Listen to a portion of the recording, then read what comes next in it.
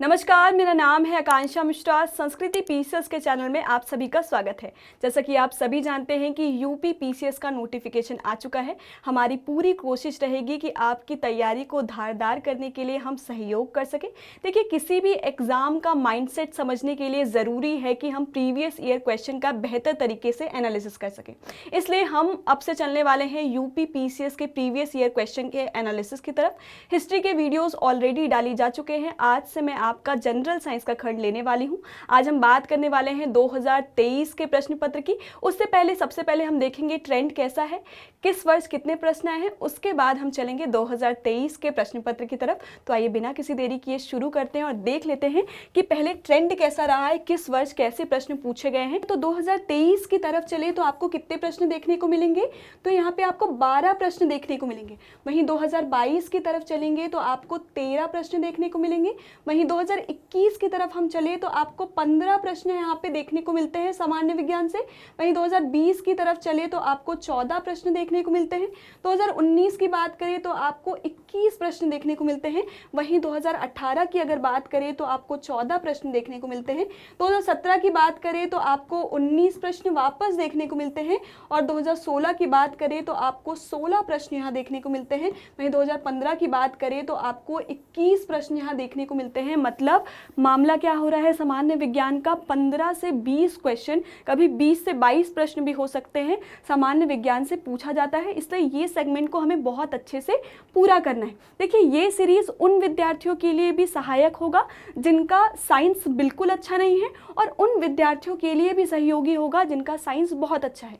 कैसे सहयोगी होगा? अगर आपका बहुत अच्छा है तो आप छोटे छोटे टर्म क्या करते चलिए, रिवाइज करते चलिए, और जिनका अच्छा नहीं है तो मैं पूरी कोशिश करूंगी कि एक एक चीज़ डिटेल्ड मैनर में बहुत ही आसान शब्दों में चीज़ों को समझा पाऊँ। जैसे हमने आरओ के प्रीवियस ईयर क्वेश्चन का एनालिसिस किया था, उसी वे में चलेंगे हम। यूपी पीसीएस के मामले में भी उसी वे में चलेंगे और आपको बहुत ही आसान शब्दों में सारी चीज़ें समझा देंगे। तो आज हम किसकी तरफ चलने वाले हैं? हम 2023 के प्रश्न पत्र की तरफ चलने वाले हैं और बात कर लेते हैं प्रश्न नंबर 1 की। प्रश्न नंबर 1 आपसे क्या कह रहा है? सूची 1 को सूची 2 से सुमेलित कीजिए तथा नीचे दिए गए कुट का प्रयोग करके सही उत्तर का चुनाव कीजिए। यहाँ पे आपको सूची 1 दिया गया है और सूची 2 दी गई है।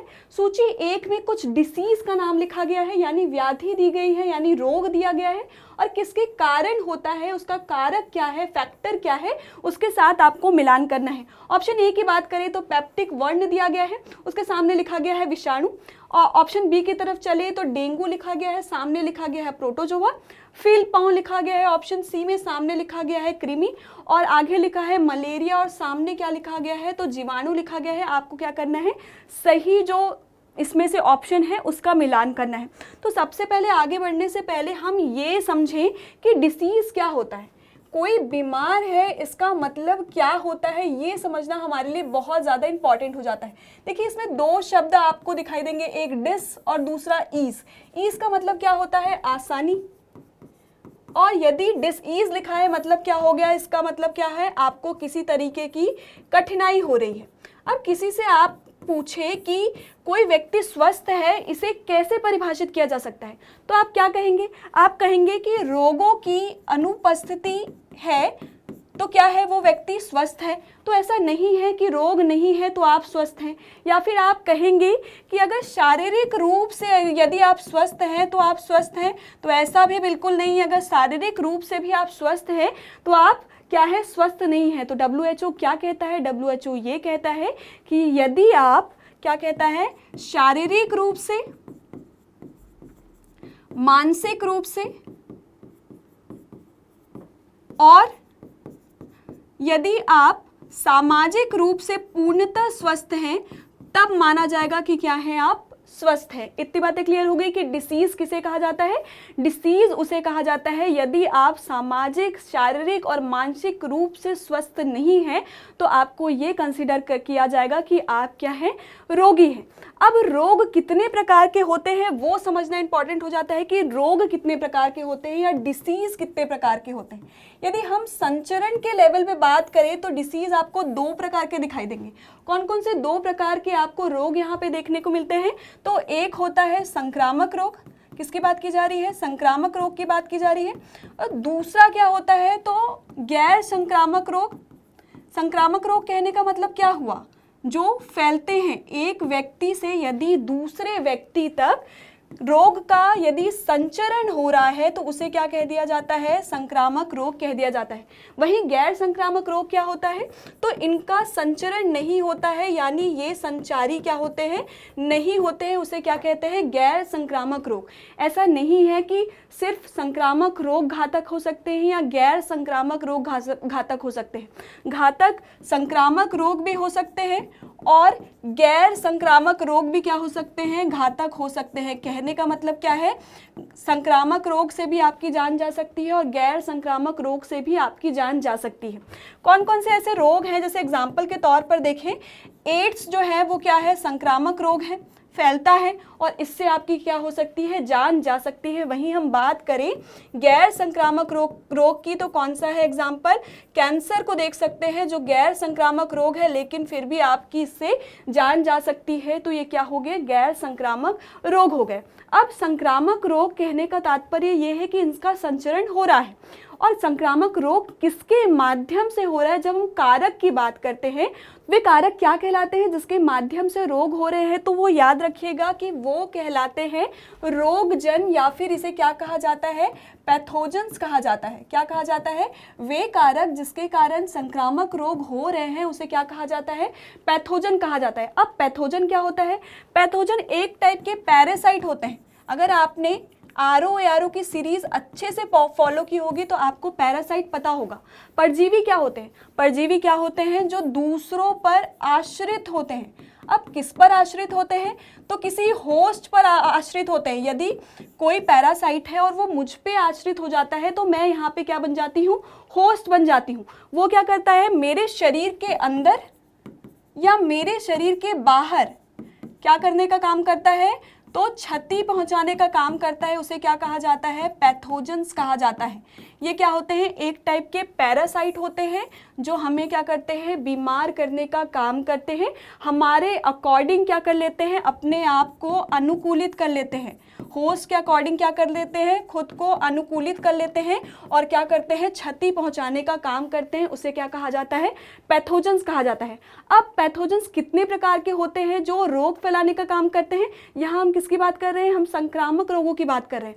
हम दो तरीके के रोग पढ़ चुके हैं। एक रोग होता है जिसका संचारण होता है, दूसरों तक फैलते हैं, उसे संक्रामक रोग कहा जाता है। जिसका जो रोग दूसरे तक नहीं पहुंचते, नहीं फैलते, उसे गैर संक्रामक रोग कहा जाता है। अब संक्रामक रोग को पैदा करने के लिए कुछ क्या होते हैं, पैरासाइट, परजीवी जिम्मेदार होते हैं, जिसे क्या कहा जाता है, पैथोजेंस कहा जाता है। ये एक टाइप के पैरासाइट होते हैं जो होस्ट में चले जाते हैं, होस्ट के अकॉर्डिंग खुद को क्या करते हैं, अनुकूलित करते हैं और अंदर या बाहर, शरीर के अंदर या शरीर के बाहरी तौर पर क्या करते हैं, हमें क्षति पहुंचाने का काम करते हैं। इतनी बातें क्लियर हो गई होगी। तो कौन कौन से पैथोजेंस होते हैं वो देख लीजिए। तो सबसे पहले देखिए, गैर संक्रामक रोग हम बात कर रहे थे संक्रामक रोग की। तो संक्रामक रोग कौन कौन से होते हैं, तो मलेरिया जो है वो संक्रामक रोग है, HIV जो है वो संक्रामक रोग है, चिकन पॉक्स जो है वो संक्रामक रोग है। वहीं हम गैर संक्रामक रोग की बात करें तो आपको क्या दिखाई देगा, तो कार्डियोवास्कुलर डिसीज जो है वो गैर संक्रामक रोग है, कैंसर जो है वो गैर संक्रामक रोग है, क्रोनिक रेस्पिरेटरी डिसीज जो है वो भी क्या है, गैर संक्रामक रोग है। गैर संक्रामक बोलने का मतलब क्या है कि ये फैल नहीं रहे हैं। या डायबिटीज़ जो है वो भी क्या है, गैर संक्रामक रोग है। अब कौन कौन से पैथोजेंस हैं जो जिम्मेदार होते हैं वो देख लेते हैं। दो टाइप के होते हैं पैथोजेंस, एक जो जीवित होते हैं और एक जो मृत होते हैं। जब भी हम कोई क्वेश्चन में पैथोजेंस से टकराएंगे तो इसके बारे में हम विस्तार से बात करेंगे। फिलहाल आप ये देख लीजिए कि कौन कौन से पैथोजेंस होते हैं। तो एक तो होता है कृमि, दूसरी बात करें तो प्रोटोजोवा, तीसरी बात करें तो कवक या फंगी, चौथी बात करें तो आपको बैक्टीरिया देखने को मिलेगा यानी जीवाणु देखने को मिलेगा, पांचवी बात करें तो आपको वायरस यानी क्या देखने को मिलेगा, विषाणु देखने को मिलेगा, और छठी बात करें तो प्रायन देखने को मिलेगा या प्रियन कहा जाता है। ये एक टाइप के प्रोटीन युक्त होते हैं जो क्या करते हैं, क्षति पहुंचाने का काम करते हैं। तो ये कुछ पैथोजेंस हमारे शरीर में एंटर कर जाते हैं और उसके बाद क्या करते हैं, हमें रोगी बनाने का काम करते हैं। इनके लिए होस्ट कोई भी हो सकता है, चाहे मैं हो सकती हूँ, चाहे वो मच्छर भी होस्ट हो सकता है, जिसमें ये एंटर होने के बाद हमारे शरीर में प्रवेश कर जाते हैं।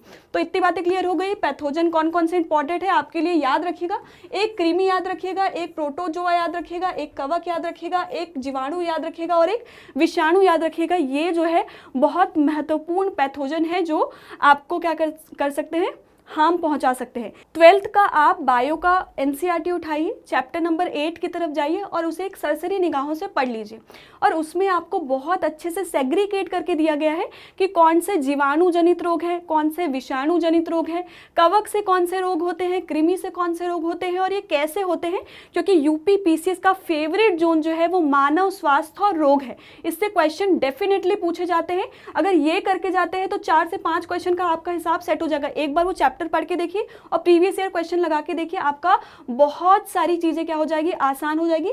तो आपकी चीजें थोड़ी सी मैं भी आसान कर देती हूँ। आपके लिए एक टेबल उपलब्ध करा दिया गया है यहाँ पे कि जीवाणु से कौन से रोग होते हैं, विषाणु से कौन से रोग होते हैं, कृमि से कौन से रोग होते हैं और प्रोटोजोआ से कौन से रोग होते हैं। तो सबसे पहले हम चलेंगे जीवाणु जनित रोग, यानी बैक्टीरिया से कौन से रोग होते हैं वो देख लीजिए। तो 6 रोग, ये आप मुंह जबानी याद कर लीजिए, बहुत ज़्यादा इंपॉर्टेंट है। 3, 4, 5, 6 जितने आपको स्टार लगाने हैं लगा लीजिए, बहुत ज़्यादा इंपॉर्टेंट है। ये टेबल प्रिंट आउट करके अपने क्या कर लीजिए, सामने डेस्क पर लगा लीजिए। इसका पीडीएफ आपको कहाँ मिल जाएगा, टेलीग्राम चैनल में मिल जाएगा और टेलीग्राम चैनल का लिंक कहाँ मिल जाएगा, डिस्क्रिप्शन बॉक्स में मिल जाएगा। देखिए मैं कोशिश करूँगी जो एक्सप्लेनेशन मैं लिख रही हूँ उसके साथ आपको ये पीडीएफ प्रोवाइड करा दिया जाए। तो चलते हैं और देख लेते हैं जीवाणु जनित रोग कौन से है। तो सबसे पहले आ जाता है टीबी, जिसे 6 रोग कहते हैं। टाइफाइड, कुष्ठ रोग, हैजा, प्लेग, डिफ्टीरिया, निमोनिया, काली खांसी, टिटनेस और सिफिलिस जो है वो क्या है, तो जीवाणु जनित रोग है। वहीं चले अगर हम विषाणु जनित रोग की तरफ चले तो आपको एड्स देखने को मिलेगा, चेचक, खसरा, polio, hepatitis, Ebola, dengue, chikungunya, rabies, गलसुआ, इंसेफ्लाइटिस इत्यादि आपको कौन से रोग देखने को मिलेंगे, तो आपको विषाणु जनित रोग दिखाई देंगे। वहीं कृमि से कौन कौन से रोग हो रहे हैं, एस्कारियोसिस, टीनियसिस, फाइलेरिया, ये सब कौन से रोग हैं, तो आपके कृमि जनित रोग है। वहीं अगर हम बात करें प्रोटोजोआ से कौन कौन से रोग होते हैं, तो मलेरिया होता है, पेचिस होता है, निद्रा रोग और पायरिया जो है वो क्या होते हैं, प्रोटोजोआ जनित रोग हैं। बिल्कुल इस चीज़ को क्या करना है, आपको मुंह जबानी ध्यान रखना है ताकि आपकी गलती बिल्कुल ना हो। ये बहुत छोटे छोटे सवाल है जो बिल्कुल गलत करने लायक तो होते नहीं है। अब आपसे प्रश्न में पूछा गया है पेप्टिक वर्ण के बारे में पूछा गया है, तो याद रखिएगा पेप्टिक वर्ण जो क्या होता है, अमाशय में एक अल्सर हो जाता है, इसे ही क्या कहा जाता है, पेप्टिक वर्ण कहा जाता है। और किसके कारण होता है, तो ये जो होता है वो बैक्टीरिया के कारण होता है। किसके कारण होता है, जीवाणु के कारण होता है। वहीं अगर हम चले डेंगू और मलेरिया, हम दोनों को बहुत कॉमन ले लेते हैं कि डेंगू मलेरिया सेम मच्छरों के काटने से होता है। मच्छरों के काटने से वो फैलता है, मच्छरों के कारण नहीं होता है। मैं क्या कह रही हूँ, जो मलेरिया और डेंगू हो रहा है वो मच्छरों के कारण फैल रहा है, मच्छरों के कारण हो नहीं रहा है। मच्छर में भी क्या हो रहे हैं, कुछ विषाणु या फिर कुछ प्रोटोजोआ अटैक कर रहे हैं और वो हमारे शरीर में अटैक कर रहे हैं। मतलब ये जो प्रोटोजोआ और विषाणु है वो क्या है, असली पैथोजन है जो क्या किसे अटैक कर रहे हैं, मच्छरों को अटैक कर रहे हैं। मच्छर क्या हो गए, होस्ट हो गए। अब मच्छर आके हमें काट रहे हैं तो हम क्या हो गए, होस्ट नंबर 2 हो गए। होस्ट नंबर 1 कौन है, मच्छर है, क्योंकि विषाणु या प्रोटोजोआ कहाँ तक पहुँच रहे हैं, मच्छरों तक पहुँच रहा है, मच्छर हमसे पहुँच रहे हैं। मतलब यहाँ पे मच्छर क्या कर रहे हैं, तो संचरण का कारक है, फैलाने का कारक है, होने का कारण नहीं है। होने का कारण क्या है वो देख लेते हैं।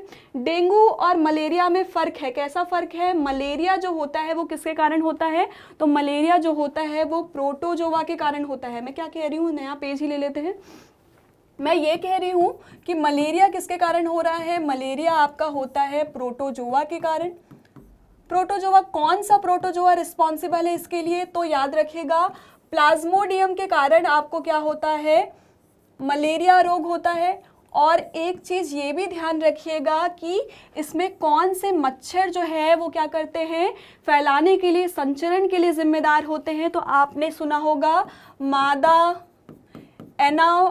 फ्लीज मच्छर का नाम सुनना होगा, तो ये रिस्पॉन्सिबल होता है किसके लिए, तो मलेरिया फैलाने के लिए रिस्पॉन्सिबल होता है। और ये जनरली क्या करते हैं, तो रात में एक्टिव होते हैं। मैं क्या कह रही हूँ, आम तौर पर ये क्या होते हैं, रात में एक्टिव होते हैं। और ये किसके कारण हो रहा है, प्रोटोजोआ के कारण हो रहा है। और मादा एनाफिलीज मच्छर जो है वो संचरण के लिए जिम्मेदार होती है। वहीं हम बात करें किसकी, डेंगू की अगर हम बात करें तो डेंगू जो है वो किसके कारण होता है, वायरस के कारण होता है। फ्लेविविरिडे नाम का आपने सुना होगा, फैमिली होती है उसका वायरस होता है जो डेंगू कॉज करता है। और इसे कौन फैलाने का काम करता है, तो मादा एडीज एजिप्टी नाम की जो क्या होती है, मच्छर होती है, वो क्या करती है, इसे संचरित करने का काम करती है। और ये आम तौर पर दिन में एक्टिव होती है। ये चीज़ आप ध्यान रखिएगा, डेंगू और मलेरिया में अंतर है। अंतर इस बात का है कि मलेरिया किसके कारण हो रहा है, तो प्रोटोजोआ के कारण हो रहा है। वहीं डेंगू की बात करें तो ये विषाणु के कारण यानी वायरस के कारण होता है। और दोनों की फैमिली जो है, मच्छर की फैमिली है, दोनों अलग अलग है। कौन कौन से मच्छर है, यदि हम मलेरिया की बात करें तो मादा एनाफ्लीज की तरफ चलना होगा। यदि हम डेंगू की बात करें तो हमें एडीज एजिप्टी की तरफ चलना होगा। तो दोनों अलग अलग है। यानी यहाँ पे हम देख लेते हैं डेंगू कौन कॉज कर रहा है, डेंगू आपका कॉज कर रहा है वायरस। वहीं मलेरिया कौन कॉज कर रहा है, तो मलेरिया क्रॉस कर रहा है प्रोटोजोआ कॉज करता है। ठीक है, वही फिल पाँव की तरफ चले, हाथी जैसा पाँव हो जाता है, पाँव सूज के बड़ा हो जाता है, उसे किसके द्वारा होता है, तो ये होता है कृमि के द्वारा। अब चलते हैं प्रश्न की तरफ। प्रश्न आपसे क्या कह रहा था कि सही मिलान करना है। तो हम पढ़ चुके हैं अल्सर किसके कारण हो रहा है, तो अल्सर हो रहा है जीवाणु के कारण, यानी पहले का चौथा ऑप्शन सही होगा। दूसरा, डेंगू किसके कारण हो रहा है, डेंगू हो रहा है वायरस के कारण, पहले का चौथा, दूसरे का पहला, तीसरे का तीसरा ही है, यानी कृमि लिखा गया है सामने, तो तीसरा ही होगा। और मलेरिया किसके कारण है, तो प्रोटोजोआ, यानी दूसरे की तरफ चलेंगे तो दूसरा, यानी आपका कौन सा उत्तर सही हो जाता है, ऑप्शन बी सही हो जाता है कि पेप्टिक वर्ण किसके कारण होता है, तो पेप्टिक वर्ण आपका होता है जीवाणु के कारण, बैक्टीरिया के कारण, डेंगू वायरस, फिलपाँव कृमि, और मलेरिया की बात करें तो प्रोटोजोआ के कारण ये होता है। तो ये रहा प्रश्न नंबर 1। इतने डिटेल से हमने बात क्यों की है, क्योंकि इससे प्रश्न बहुत पूछे जाते हैं। ये मैंने एक सैंपल आपको दिया है कि पढ़ना कैसे है, हम पढ़ें कैसे, इस चीज़ को कैसे ध्यान रखें। तो एक लिस्ट बना लेंगे, पहला लिस्ट मैंने आपको दे दिया है। दूसरे लिस्ट की तरफ हम तब चलेंगे जब हम दूसरे सेक्शन की बात करेंगे, दूसरे वर्ष की बात करेंगे। उसमें यदि कोई प्रश्न आता है तो उसमें भी हम क्या करेंगे, तो डिटेल से चलेंगे।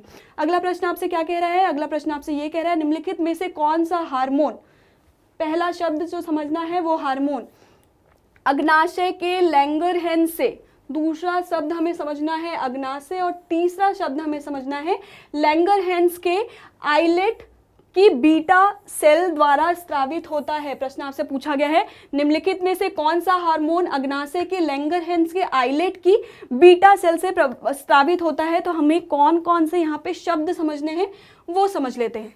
हमें कौन कौन से शब्द समझना है, तो हमें सबसे पहले हमें यहाँ पे समझना है हार्मोन क्या होते हैं, दूसरा अग्नाशय क्या है और अग्नाशय में हार्मोन का क्या रोल है, तीसरी बात हमें समझना है आइलेट ऑफ लैंगरहैंस समझना है, चौथी बात हमें समझनी है बीटा सेल। इतनी बातें हमें क्या करनी है, इस क्वेश्चन में समझनी है। तो हमने जब आरओ के प्रीवियस ईयर क्वेश्चन का एनालिसिस किया था तब हमने ये समझा था कि हमारे पास दो प्रकार की ग्रंथियां हैं। एक होती है अंतःस्रावी ग्रंथि, क्या कह रही हूँ मैं, एक होती है अंतःस्रावी ग्रंथि और दूसरी क्या होती है बहिस्रावी ग्रंथि। ठीक है, इन दोनों की हमने बात की थी। अंतःस्रावी ग्रंथि क्या करती है, तो हार्मोन सिक्रीशन का काम करती है।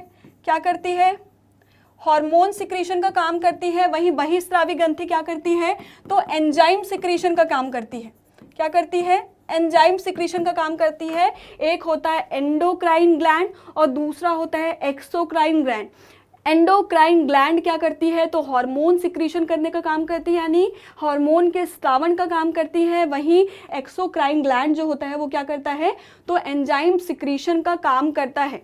अब हम किसकी बात कर रहे हैं, हम बात कर रहे हैं अग्नाशय की। याद रखिएगा ये जो है वो मिक्स्ड ग्लैंड कहलाता है। मैं क्या कह रही हूँ कि जो अग्नाशय है वो क्या कहलाता है, मिक्स्ड ग्लैंड कहलाता है। अब ये मिक्स ग्लैंड क्यों कहलाता है, मिक्स ग्लैंड इसलिए कहलाता है क्योंकि ये अंतःस्रावी ग्रंथि की तरह भी कार्य करता है और बहिःस्रावी ग्रंथि की तरह भी कार्य करता है।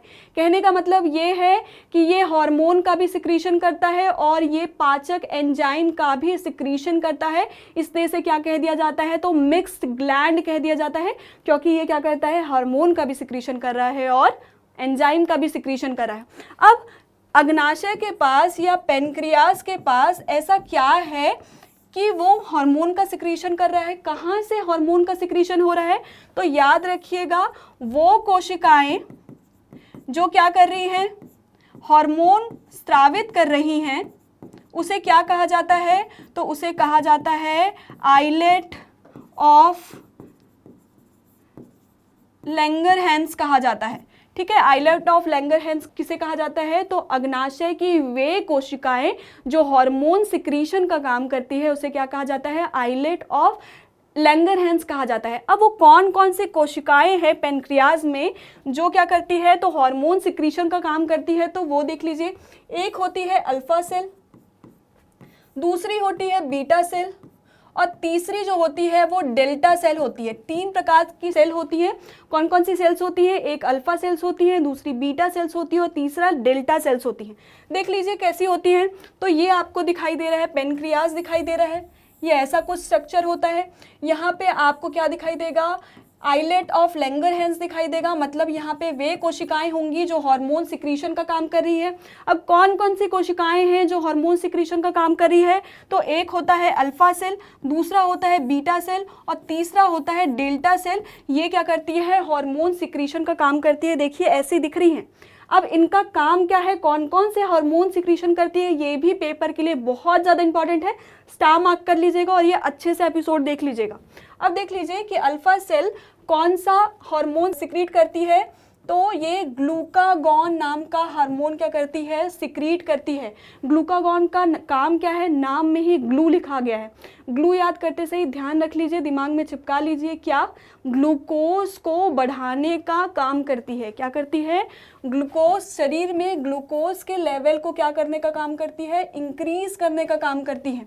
वहीं अगर बीटा सेल की बात करें तो बीटा सेल कौन सा हार्मोन निकालती है, तो इंसुलिन हार्मोन का सिक्रीशन करती है। अब इंसुलिन हार्मोन क्या करती है, तो ग्लूकोज के लेवल को क्या करती है, कम करने का काम करती है। एक जो है हम ग्लूकागॉन की बात कर रहे हैं, ग्लूकागॉन क्या करती है, ग्लूकागॉन करती है ग्लूकोज के लेवल को इंक्रीज करने का काम करती है। वहीं हम बीटा सेल से निकलने वाले इंसुलिन की बात कर रहे हैं जो क्या काम करती है, तो ग्लूकोज के लेवल को कंट्रोल करने की या डिक्रीज करने की काम करती है। वहीं अगर हम चले डेल्टा सेल की तरफ, तो डेल्टा सेल क्या करती है, सोमैटोस्टैटिन जो है नाम का हार्मोन ये रिलीज कर रही है। अब ये हार्मोन क्या करता है, ये हार्मोन क्या करता है, तो ग्लूकागॉन और इंसुलिन को क्या करता है, रोकता है कि आप क्या कर दीजिए, अपना काम क्या कर दीजिए, बंद कर दीजिए या रोक दीजिए। तो रोकने का काम क्या करता है, डेल्टा सेल से निकलने वाला सोमैटोस्टैटिन जो है वो क्या करता है, तो इन दोनों को कंट्रोल करने का काम करता है। हम क्या बात कर रहे हैं, एक होता है अल्फा सेल, दूसरा होता है बीटा सेल और तीसरा होता है डेल्टा सेल। अल्फा सेल की बात करें तो ग्लूकागॉन निकलता है जो क्या करता है, ग्लूकोज को इंक्रीज करने का काम करता है बॉडी में, रक्त में। या हम बीटा सेल की बात करें तो इंसुलिन रिलीज करता है और वो क्या करता है, तो ग्लूकोज के लेवल को डिक्रीज करने का काम करता है। वहीं हम तीसरे की बात करें डेल्टा सेल, जिसमें से कौन सा हार्मोन निकलता है, तो सोमैटोस्टैटिन हार्मोन निकलता है जो दोनों को कंट्रोल करने का काम करता है, ग्लूकागॉन को भी कंट्रोल करने का काम करता है और इंसुलिन को भी कंट्रोल करने का काम करता है कि ये अपना काम रोक दे। तो ये तीनों का काम समझ में आ गया, अच्छे से समझ लीजिए, वापस से देख लीजिए क्योंकि यही प्रश्न अभ्यास प्रश्न में आपसे पूछा गया है। तो आपसे यहाँ पे प्रश्न क्या पूछा गया है वो देख लीजिए। आपसे पूछा गया, अब प्रश्न बहुत आसान हो जाएगा, निम्नलिखित में से कौन सा हार्मोन अग्नाशय के लैंगरहैंस के आइलेट के बीटा सेल से स्रावित होता है। तो हमने बात की है लैंगरहांस क्या होता है, आइलेट ऑफ लैंगरहांस क्या होता है, तो आइलेट ऑफ लैंगरहांस उन कोशिकाओं को कहा जाता है जो हार्मोन का सिक्रीशन करते हैं, जिसमें 3 टाइप की कोशिकाएं हैं, अल्फा, बीटा और डेल्टा, जिसमें से बीटा सेल से कौन से हार्मोन का स्रावण हो रहा है, तो हार्मोन का स्रावण हो रहा है इंसुलिन हार्मोन का स्रावण हो रहा है, तो ऑप्शन आपका यहाँ पे सी करेक्ट हो जाता है। इसके अलावा भी 3 ऑप्शन दिए गए हैं, एक तो ग्लूकागॉन दिया है, ग्लूकागॉन किससे निकलता है, तो अल्फा सेल द्वारा रिलीज किया जाता है, तो ये ऑप्शन जो होता है गलत हो जाता है। दूसरा ऑप्शन आपको दिया गया है एड्रेनलिन दिया गया है। एड्रेनलिन हार्मोन क्या करता है, एड्रेनलिन जो हार्मोन है वो फाइट और फ्लाइट हार्मोन के नाम से जाना जाता है। क्यों से फाइट और फ्लाइट हार्मोन कहा जाता है, देखिए जब भी हम स्ट्रेसफुल कंडीशन में होते हैं या डेंजरस सिचुएशन में होते हैं, जहां हमें या तो रण के मैदान में युद्ध करना होता है या युद्ध का मैदान छोड़कर भागना होता है, तो उस समय क्या होता है, यही हार्मोन हमें निर्देश देने का काम कर रहा है, या तो हम लड़ेंगे या तो हम भागेंगे। तो ये किसका काम है, ये काम है एड्रेनलिन का, और ये कहाँ से निकल रहा है वो समझ लेते हैं। एक आपने सुना होगा हमारे जो के ऊपर आपको ये एक छोटी सी टोपी जैसी संरचना दिखाई देगी, जिसे क्या कहा जाता है, इसे कहा जाता है एड्रिनल ग्लैंड कहा जाता है। क्या कहा जाता है, एड्रिनल ग्लैंड कहा जाता है, और इससे ही इस हार्मोन का सिक्रीशन होता है। किस हार्मोन की बात कर रहे हैं, एड्रेनलिन हार्मोन की बात कर रहे हैं, जो लड़ो या भागो का संकेत देता है। वो कहाँ से निकल रहा है, वो निकल रहा है एड्रिनल ग्लैंड से। तो ये ऑप्शन भी क्या हो जाता है, आपका गलत हो जाता है। और चौथे ऑप्शन में क्या दिया गया है वो देख लेते हैं। चौथे आपको ऑप्शन में दिया गया है, कौन सा ऑप्शन गलत हो रहा था, ऑप्शन बी भी आपका गलत है, ऑप्शन ए भी आपका गलत है। ऑप्शन डी आपका क्या क्यों गलत है, तो आपको ऑप्शन डी में दिया गया है एल्डोस्टेरॉन दिया गया है। एल्डोस्टेरॉन कहाँ से स्रावित होता है वो समझ लेते हैं। अभी हमने बात की है एड्रिनल ग्लैंड की। एड्रिनल ग्लैंड के भी 2 पार्ट होते हैं, एक आपको ऊपर का सिरा दिखाई देगा, ये है एड्रिनल ग्लैंड, टोपी जैसा दिखाई देगा। एक ऊपर का सिरा दिखाई देगा और अंदर का सिरा दिखाई देगा। ऊपर के सिरा को क्या कहा जाता है, कॉर्टेक्स कहा जाता है, और कॉर्टेक्स से ही क्या होता है, तो ये हार्मोन सिक्रीट होता है। अब ये हार्मोन का क्या काम है, किस हार्मोन की बात कर रहे हैं हम बात कर रहे हैं एल्डोस्टेरॉन की। एल्डोस्टेरॉन क्या करता है, तो ब्लड प्रेशर और वॉल्यूम को क्या करता है, तो कंट्रोल करने का काम करता है। तो ये हार्मोन भी क्या है, अग्नाशय से नहीं निकलता है। ये कहाँ से निकलता है, तो एड्रिनल ग्लैंड से निकलता है। टोपी जैसी संरचना है, उसके ऊपरी भाग जिसे क्या कहा जाता है, कॉर्टेक्स कहा जाता है। कॉर्टेक्स से क्या होता है, तो ये निकलता है। तो ये भी ऑप्शन क्या होता है, गलत हो जाता है। तो इस प्रश्न का सही उत्तर कौन सा है, सी है। हम डिटेल में बात करेंगे, भले ही थोड़ा समय ज़्यादा लग जाए, कोई दिक्कत नहीं है। मैं कोशिश करूंगी कि सारी चीज़ें आपको आसान तरीके से समझ में आ जाए। अगला प्रश्न आपसे ये कह रहा है कि पौधे में जाइलम परिवहन के लिए जिम्मेदार होता है। किसके परिवहन के लिए जिम्मेदार होता है, ये आपसे प्रश्न में पूछा जा रहा है। अब आप सोचिए, आप जब पौधों में पानी डालते हैं तो आप कहाँ डालते हैं, जड़ों में डालते हैं। अब जड़ में पानी डाला तो वो पत्तियों तक पहुँचे कैसे, या फिर आप सोचिए प्रकाश संश्लेषण किसके द्वारा किया जा रहा है, तो पत्तियों में जो क्लोरोफिल उपस्थित है उसके कारण क्या हो रहा है, प्रकाश संश्लेषण की क्रिया हो रही है। तो पत्तियों में जो खाना बना है वो तने तक कैसे पहुंचा, जड़ में गया पानी पौधों तक या पत्तियों तक कैसे पहुंचा, या पत्तियों द्वारा बनाया गया भोजन तने तक कैसे पहुंचा, ये प्रश्न हमारे लिए बहुत ज़्यादा महत्वपूर्ण है। अब कुछ ना कुछ तो ऐसा होगा जो क्या कर रहा है, वहाँ तक पानी या जल का संचरण कर रहा है। अब क्या है वो ऐसा जिसके कारण जल और भोजन का, मिनरल्स का संवहन हो रहा है, तो उसके लिए कुछ संवहनी तंत्र पाए जाते हैं। क्या कह रही हूँ मैं, कैसे दिखते हैं वो देख लीजिए। ये आप पत्ती देख रहे हैं, उसमें आपको ऐसे जाल लाइक स्ट्रक्चर चल रहा है, बहुत सारी पाइप्स आपको दिखाई देंगी। ये आपको पाइप्स दिखाई दे रही है, ये क्या है, तो ये है जाइलम या फ्लोएम। 2 टाइप की संवहनी तंत्र पाए जाते हैं, संवहनी ऊतक पाए जाते हैं, जिसे क्या कहा जाता है। हम किसकी बात कर रहे हैं, हम बात कर रहे हैं पौधों में परिवहन की बात कर रहे हैं। सभी चीज़ें आपको एनसीईआरटी में मिल जाएगी। एनसीईआरटी अगर आप सही से पढ़ते हैं तो आपकी आधी प्रॉब्लम आसान हो जाएगी। संवहन तंत्र की बात कर रहे हैं हम, संवहन तंत्र के लिए जो किसकी बात कर रहे हैं हम, पौधों के संवहन तंत्र की बात कर रहे हैं।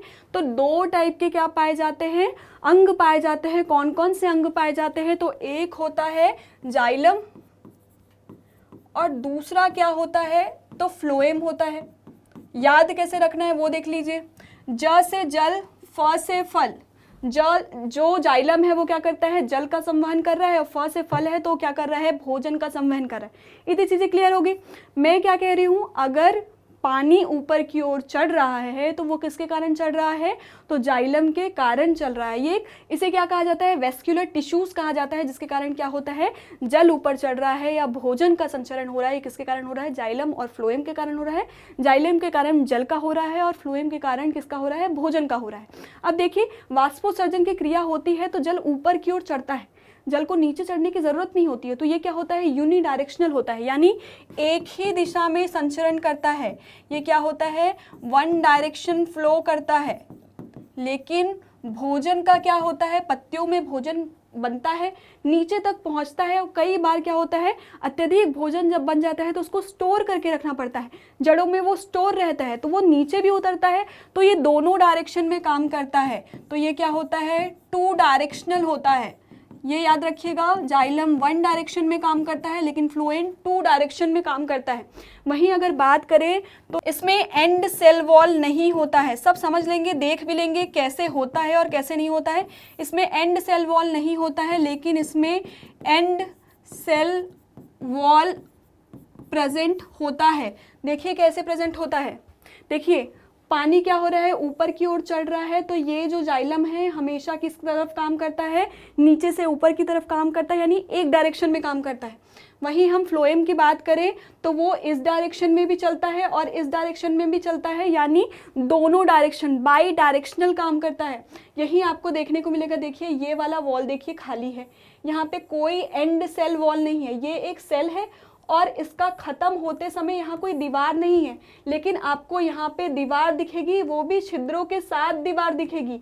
तो यहाँ पे दीवार होती है और छिद्र भी होते हैं फ्लोएम में, जबकि जाइलम में दीवार नहीं होते, तो छिद्र होने का सवाल ही नहीं है। ये एक डायरेक्शन में मूव करता है, ये दोनों डायरेक्शन में मूव करता है। अब देख लेते हैं क्वेश्चन में आपसे क्या पूछा है। क्वेश्चन में आपसे ये पूछा है कि पौधों में जाइलम किसके परिवहन के लिए जिम्मेदार होता है। तो किसके परिवहन के लिए जिम्मेदार होता है, तो ये जल के संवहन के लिए जिम्मेदार होता है। ऑप्शन नंबर सी आपका क्या हो जाता है, क्वेश्चन नंबर 3 का सही हो जाता है। वैसे ही भोजन लिखा है, भोजन के लिए कौन जिम्मेदार होता है, तो फ्लोएम होता है। और ऑक्सीजन के लिए कौन जिम्मेदार होता है, ये आपको कमेंट बॉक्स पर बताना है।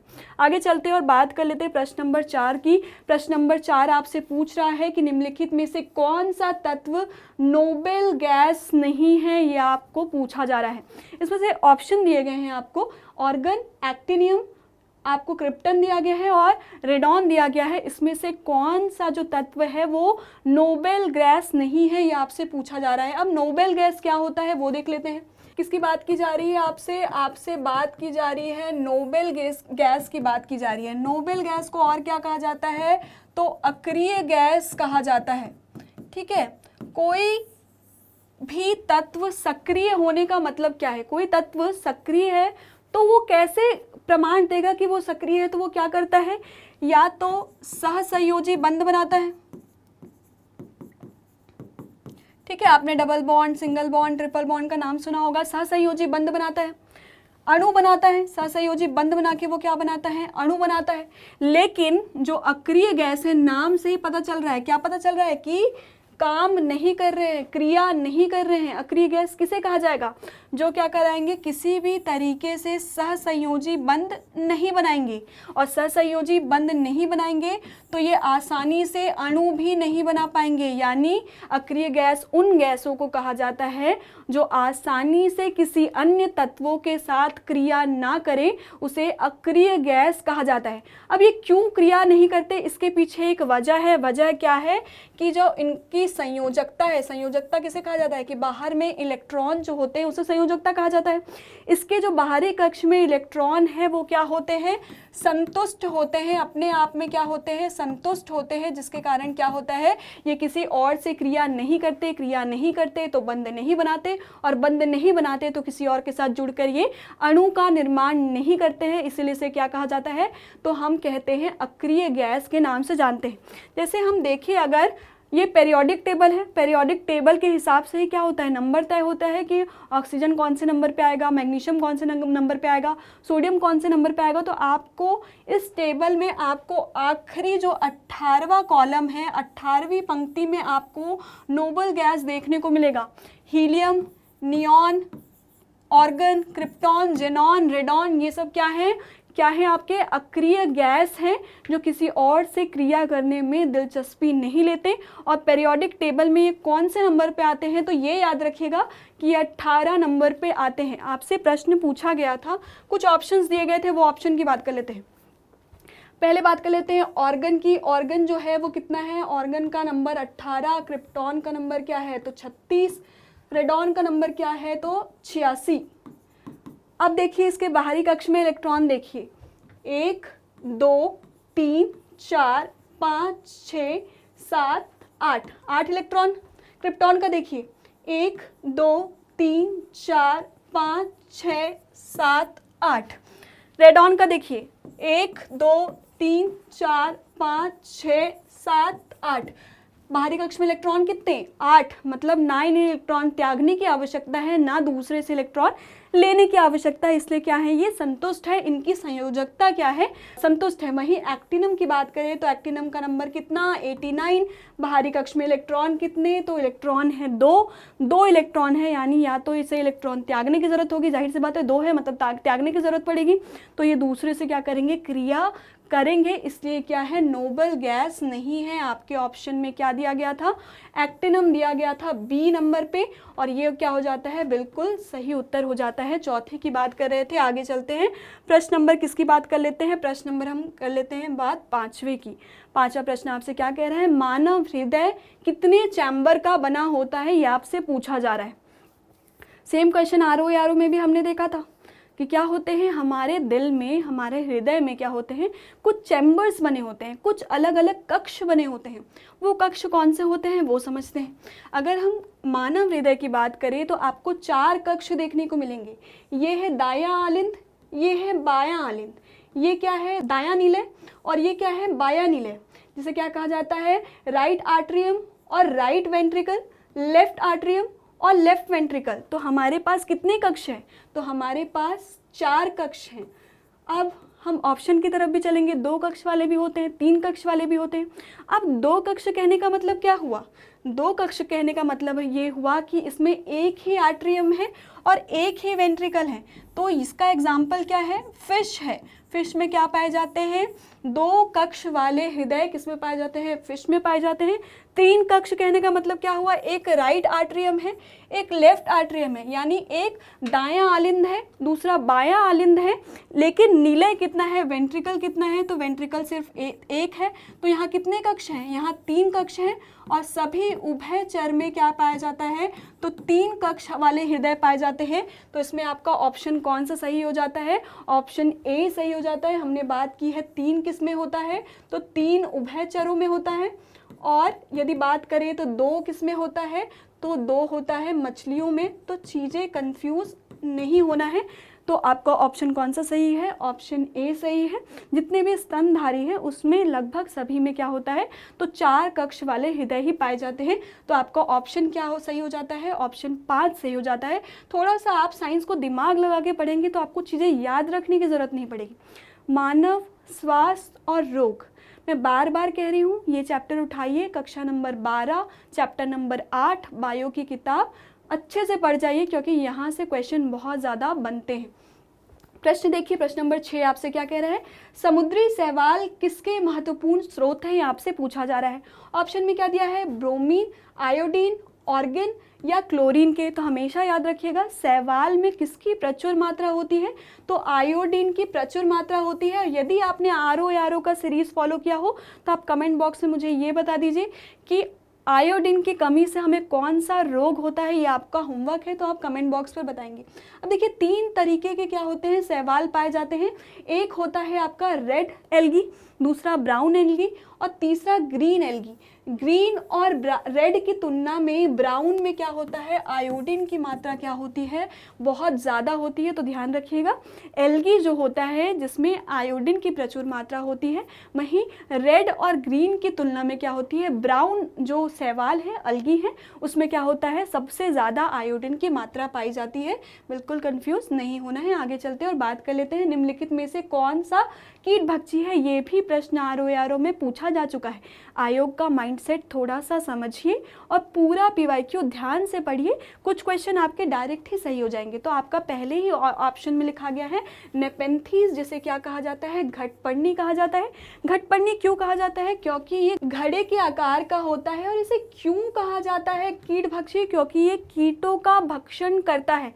देखिए ये परजीवी नहीं है, मैं क्या कह रही हूँ, ये परजीवी नहीं है, ये स्वपोषी ही है, अपना पोषण खुद ही जुटाते हैं। फिर ये कीड़े क्यों खा रहे हैं? कीड़े इसलिए खा रहे हैं क्योंकि ये नाइट्रोजन की ज़रूरत को पूरी कर सके। प्रोसेस कैसा होता है? ये मांसाहारी पौधा है, आपने सुना होगा। शाकाहारी जो क्या कहते हैं, हरी सब्जियां, फल, ये सब खाते हैं, उसे शाकाहार कहते हैं। लेकिन एक पौधा भी हमारे पास है जिसका नाम क्या है, नेपेंथीज है, जो क्या है, मांसाहारी पौधा है। लेकिन ये परजीवी नहीं है क्योंकि ये अपना भोजन स्वयं बनाते हैं। स्वयं बनाने का मतलब ये है कि प्रकाश संश्लेषण की क्रिया करते हैं। तो ये कीटों का भक्षण क्यों कर रहे हैं? कीटों का भक्षण इससे कर रहे हैं क्योंकि इन्हें नाइट्रोजन की आवश्यकता पूरी करनी है। क्या होता है यहाँ पे, जैसे ही आकर कीड़ा बैठता है, कीड़ा या कोई भी, ये चूहा तक खा लेता है, इतना इसमें कैपेसिटी होती है कि चूहा तक खा जाता है। अब कीड़ा जैसे ही आकर बैठा, अब कीड़ा आके बैठता क्यों है? क्योंकि ये बहुत अच्छी खुशबू छोड़ते हैं। याद रखिएगा, ये आवाज़ें नहीं निकालते हैं, ये खुशबू छोड़ते हैं, जिससे क्या होते हैं, कीड़े मकोड़े इसकी तरफ अट्रैक्ट होते हैं। और जैसे ही इसके ऊपर बैठते हैं, ये क्या करता है, ढक्कन बंद कर देता है और कीड़ा खत्म हो जाता है, यानी कीड़े को खा लेता है नाइट्रोजन की ज़रूरत को पूरी करने के लिए। तो इसका ऑप्शन क्या सही हो जाता है? ऑप्शन ए जो है वो 7वें का सही उत्तर हो जाता है। आगे चलते और बात कर लेते हैं प्रश्न नंबर 8 की। प्रश्न नंबर आप से 8 पूछ रहा है कि निम्नलिखित में से किसे हंसी पैदा करने वाले गैस के रूप में जाना जाता है। बहुत सारे मूवीज़ में भी दिखाया जाता है कि एक गैस छोड़ दी जाती है और बहुत सारे लोग हंसने लग जाते हैं। अचानक से क्यों हंसने लग जाते हैं? एक ऐसी गैस भी हमारे पास है जो क्या कर सकती है, लोगों को बेबाक हंसा सकती है। वो कौन सी गैस है? तो वो है नाइट्रस ऑक्साइड। ऑप्शन आपका इस प्रश्न का बी सही हो जाता है। आपके पास कौन सी गैस है जो हंसाने का काम करती है? तो N2O गैस है, जिसे वातावरण में खुला छोड़ लेने पर क्या हो जाता है, तो हंसी वाला माहौल हो जाता है। तो आप याद रखिएगा कौन सा गैस है, तो नाइट्रस गैस जो है वो हंसी पैदा करने वाला है। आगे चलते और बात करते हैं प्रश्न नंबर 9 की। प्रश्न नंबर 9 आपसे क्या कह रहा है, निम्नलिखित में से कौन सा बायोडिग्रेडेबल प्रदूषक नहीं है, वो आपसे पूछा जा रहा है या नहीं। इसमें बिल्कुल ध्यान रखिएगा कौन सा है पूछा गया है, कौन सा नहीं पूछा गया है, क्योंकि प्रेशर में आके हम सबसे बड़ी गलती हम यही करते हैं। तो आपसे पूछ रहा है बायोडिग्रेडेबल नहीं है। बायोडिग्रेडेबल मतलब क्या होता है? जैविक रूप से निम्नीकृत कहने का मतलब क्या हुआ कि जिसे जैविक तौर पर अपघटित किया जा सके, यानी सूक्ष्म जीवों द्वारा जिसे अपघटित किया जा सके उसे क्या कहा जाता है? बायोडिग्रेडेबल कहा जाता है। जिसे जैविक रूप से सूक्ष्म जीवों द्वारा अपघटित नहीं किया जा सकता उसे जैविक तौर पे अनिम्नीकृत कहा जाता है, या फिर क्या कहा जाता है? नॉन बायोडिग्रेडेबल सब्सटेंस कहा जाता है। तो इसमें से कौन सा ऐसा सब्सटेंस है जिसे बायोडिग्रेड नहीं किया जा सकता?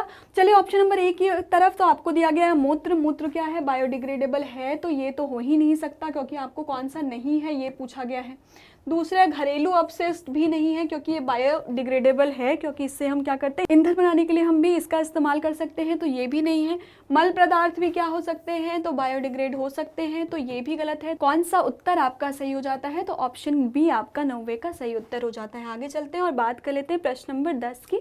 प्रश्न नंबर 10 आपसे क्या कह रहा है, किस प्रकार का टीका डिफ्थीरिया से बचाता है? अब आपका काम ये है कि आप कमेंट बॉक्स में ये बताएंगे कि डिफ्थीरिया होता किससे। हम इसकी बात पहले ही कर चुके हैं, क्वेश्चन नंबर 1 में हमने इसकी बात की है। तो आपको कमेंट बॉक्स में क्या बताना है कि डिफ्थीरिया होता किससे है। पहले होता क्या है वो समझ लेते हैं। देखिए यहाँ पे आपके नाक और श्लेष्मा झिल्ली में, गले के श्लेष्मा झिल्ली में क्या होता है, तो छाले पड़ जाते हैं। इसे ही क्या कहा जाता है? डिफ्थीरिया कहा जाता है। आपको सांस लेने में दिक्कत होने लगती है, आपको खाने में दिक्कत होने लगती है, गला दर्द होने लगता है, इसे डिफ्थीरिया कहा जाता है। ये किसके द्वारा होता है ये आपका होमवर्क है। और इसमें टीका कौन सा लगाया जाता है? तो टॉक्सवाइड लगाया जाता है। तो आपका ऑप्शन कौन सा सही हो जाता है? ऑप्शन सी जो है वो 10वें का सही उत्तर हो जाता है। आगे चलते और बात कर रहे थे प्रश्न नंबर 11 की। प्रश्न नंबर 11 आपसे क्या कह रहा है कि निम्नलिखित में से कौन सा mRNA वैक्सीन है जिसका प्रयोग कोविड-19 के संक्रमण के विरुद्ध किया जाता है। लगातार चर्चे में रहा था कोविड-19, तो इस कारण से ये प्रश्न पूछा गया है। अब आप देख लीजिएगा कि कौन से वायरस अभी चर्चा में है। निपाह वायरस बहुत ज़्यादा चर्चे में रहा, तो बिल्कुल नहीं छोड़िएगा, नोट्स बना लीजिएगा जो भी वायरस चर्चे में रहा है। किसका इस्तेमाल किया गया था, तो मॉडर्ना का इस्तेमाल किया गया था। इसलिए क्वेश्चन नंबर 11 का कौन सा उत्तर सही हो जाता है, 11वां सही हो जाता है। याद रखिएगा ये लिपिड युक्त था, इसमें नैनो पार्टिकल्स थे। नैनो पार्टिकल्स क्या कर रहे थे, तो ड्रग डिलीवरी का काम कर रहे थे। इसका ऑप्शन कौन सा सही हो जाता है, मॉडर्ना सही हो जाता है, याद रखिएगा। अगले प्रश्न की तरफ चलते हैं। अगला प्रश्न आपसे क्या कह रहा है, निम्नलिखित में से प्राकृतिक रेशम का घटक है, तो रेशम में क्या पाया जाता है, ये आपसे पूछा जा रहा है। रेशम में कौन सा घटक मौजूद होता है वो आपसे पूछा जा रहा है। तो रेशम में क्या होता है, तो नाइट्रोजन की प्रचुर मात्रा होती है। आपके इस प्रश्न का क्या सही उत्तर हो जाता है, नाइट्रोजन हो जाता है। अगले प्रश्न की तरफ चलते हैं और बात कर लेते हैं किसकी, तो रेगिस्तान में आवास करने वाले जानवर क्या कहलाते हैं। ये प्रश्न तो बिल्कुल सरल सा है, इसमें दिमाग लगाना ही नहीं है। क्या कहा जाता है, तो मरुद्भिद जानवर कहा जाता है। तो आपका ऑप्शन कौन सा सही हो जाता है, तो ऑप्शन ए सही हो जाता है। कौन कौन से जानवर होते हैं रेगिस्तान में पाए जाते हैं, ऊंट, कंगारू जैसे जानवर पाए जाते हैं, जिसे मरुद्भिद कहा जाता है। तो ये हुआ 2023 के प्रश्न, यहाँ पर होते हैं समाप्त। और आपके लिए यहाँ पे छोड़ जा रही हूँ एक अभ्यास प्रश्न के साथ। यही परंपरा रखेंगे कि जब भी हम प्रीवाईक्यू का एनालिसिस कर लेंगे तो एक क्वेश्चन इसी से संबंधित, इसी लेक्चर से संबंधित, जिसका उत्तर आपको इसी लेक्चर में मिल जाएगा, वो आपको अभ्यास प्रश्न के तौर पर दे दिया जाएगा। बहुत ही आसान सा प्रश्न है। क्वेश्चन नंबर 2 अगर आपने अच्छे से देखा होगा तो ये आप बहुत आसानी से इस क्वेश्चन को कर ले जाएंगे। या क्वेश्चन आपसे क्या कह रहा है, नीचे दिए गए चित्र में लेबल ए डी को पहचाने। ए से डी आपको यहाँ पे लेबल दिया गया है, ए दिया गया है, बी दिया गया है, सी दिया गया है, डी दिया गया है। सही पहचान के लिए दिए गए संकेतों की मदद लीजिए। यहाँ पे आपको कुछ संकेत दिए गए हैं कि ए क्या है, बी क्या है, सी क्या है और डी क्या है। अब आपको ए की परिभाषा दी गई है कि ए क्या है, अग्नाशय का अंतःस्रावी भाग है। ए क्या है, अग्नाशय का अंतःस्रावी भाग है। बी में क्या लिखा है, कोशिकाएं जो सोमैटोस्टैटिन का स्रावन करती है। मतलब बी ऐसा भाग है, कौन सा सेल है जो सोमैटोस्टैटिन का स्राव करती है, ऑप्शन सी में लिखा गया है। सी कोशिकाएं जो ग्लूकागॉन का स्रावन करती है। और डी लिखा है कोशिकाएं इंसुलिन का स्राव करती है। तो आपको ए बी सी डी को पहचानना है कि ये कौन कौन से हैं। ऑप्शन में आपको दिया गया है, क्या दिया गया है, ऑप्शन ए में दिया गया है ए जो है वो अल्फा कोशिकाएं हैं, बी जो है वो लैंगरहैंस के आइलेट्स हैं, सी दिया गया है बीटा कोशिकाएं, डी दिया गया है डेल्टा कोशिकाएं। मतलब 4 कोशिकाएं दी गई हैं यहाँ पे। एक तो दिया गया है अल्फा कोशिका, दूसरा बीटा कोशिका और तीसरा डेल्टा कोशिका, और चौथा दिया गया है आइलेट ऑफ लैंगरहैंस। अब आपको बताना है ए बी सी डी क्या है। ये आपका होमवर्क है। इसका जवाब आपको कहाँ देना है, कमेंट बॉक्स में देना है। जब आप जवाब देते हैं तो इस बात की संतुष्टि हो जाती है कि आपको पढ़ाया हुआ समझ में आया है। अगर इस सीरीज़ को सुधारने के लिए आपको कोई सुझाव देना है तो आपके लिए बिल्कुल कमेंट बॉक्स खुला हुआ है। इस प्रश्न का जवाब दीजिए, बिल्कुल पार्टिसिपेट करते चलिए। आज के लिए बस इतना ही। अगले एपिसोड में मिलेंगे किसी नए वर्ष के प्रश्न पत्र के साथ। आज के लिए मुझे दीजिए इजाज़त। धन्यवाद।